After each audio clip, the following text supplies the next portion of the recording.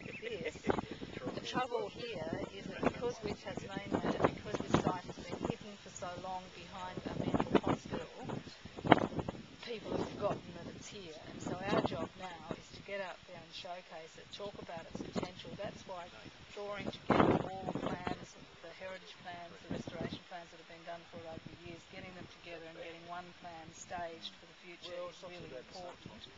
But also getting that money right now that the state government has already allocated and getting that spent on cameras and lighting and so on, so that there's no further vandalism and some of the really basic maintenance, so there's no further deterioration in the buildings.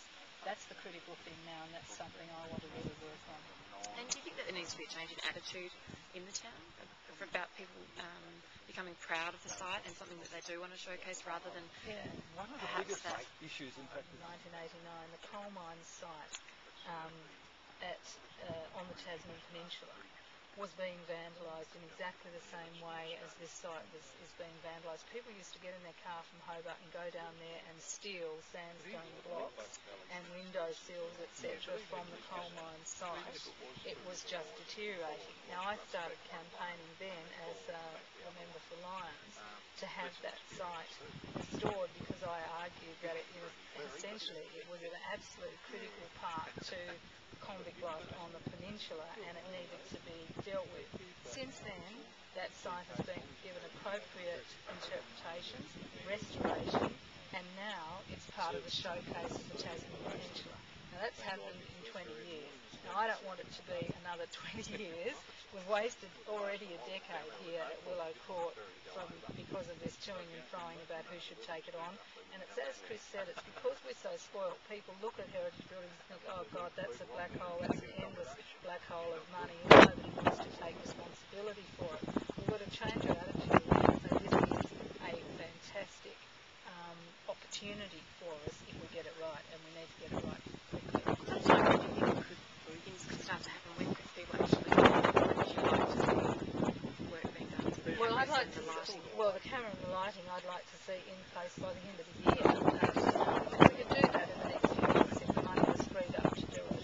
It needs also to have with it, though, a big interpretation plaque or bay or something on one of the entrances so that people can see that this is a part of a major project. This is not just a hold and maintenance program. This is the first stage of a major redevelopment and restoration of the site. So when visitors come here, they can look at it and see, oh yes, we intend to have it restored in the next decade, or whatever the phased time frame is agreed. So it needs to have that. And you talked about buy-in from the community. It's really important that people in the Derwent Valley take ownership of this site and look after it and actually start that culture of looking after it rather than seeing it deteriorate. It's almost like it used to be when people left Port Arthur. It deteriorated, it was burnt down. People didn't want to say that ever had anything to do with convicts, and it took more than 100 years for people to suddenly start saying, oh, actually we should be proud of this site.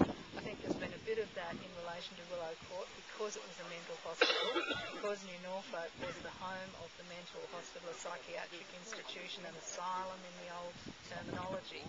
People are almost saying, oh, well, we don't want to be associated with mental illness and psychiatric treatment and asylums and so on. We've got to get beyond that now. We are well beyond it. People are coming, looking at this town with totally different and new eyes, and the community needs to now own this heritage that's so important for its future. Yeah.